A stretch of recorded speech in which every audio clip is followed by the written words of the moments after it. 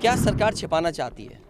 जो zero tolerance की बात करते थे उन्हें कई अधिकारियों को सस्पेंड करना पड़ा। अब मुझसे ये पूछोगे कि मुख्यमंत्री हैं, डिप्टी सीएम हैं, विधायक हैं, मंत्री हैं, वो हम पे आरोप लगा रहे हैं, इस प्रेम यादव को माफिया कह रहे हैं। अरे पत्रकार साथियों, पत्रकारिता करो, क्यों बुलडोजर लिए घूमते हो? अभी तक ये जानकारी नहीं हुई कि पहली हत्या प्रेम यादव की कैसे हुई और क्या सरकार छिपाना चाहती है।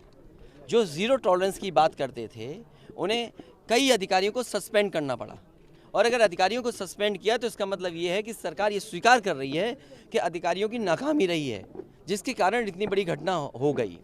और फिर पारिवारिक चीज़ों में हम क्यों उलझें कि एक भाई ने ज़मीन बेच दी, वो भाई ज़मीन देने को तैयार है, तो ये ज़मीन का विवाद तो अलग बात है, लेकिन आखिरकार पीछे कौन है?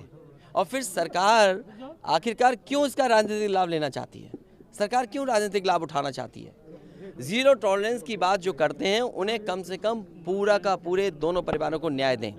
सर ये एक परिवार से मिलने के ये लिए बुलडोजर वहाँ पे मिला नहीं परिवार आपको, तो इसके पीछे क्या आप मानते हैं? देखिए, मैं तो परिवार से मिलने आया, घटनास्थल गया, उस गांव में भी गया जहां घटना हुई, और श्रद्धांजलि भी दी जो परिवारों की जान गई है, और इस परिवार से मिला। हमारे अंदर समाजवादियों के जितने साथी हैं वो सब चाहते थे कि दोनों परिवारों से मिलें। अगर वो परिवार नहीं मिलना चाहता, इसके लिए मैं क्या कर सकता हूँ?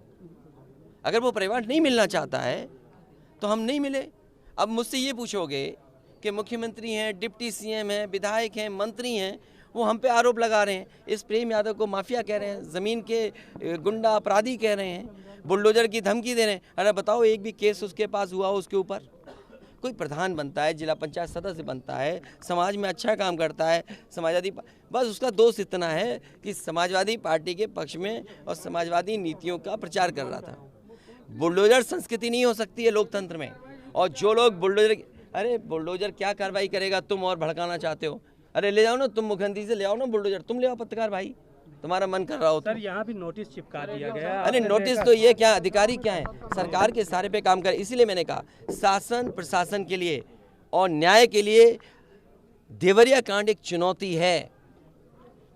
और अगर डीएम ये स्वीकार कर रहे हैं कि एक घटना के बाद दूसरी घटना रिटेलिएशन है, और तीसरी बात सरकार ये स्वीकार कर रही है कि उनके छोटे अधिकारियों से गलती हुई है, जिसकी वजह से कितने अधिकारी सस्पेंड हुए? 20 हुए कि नहीं हुए?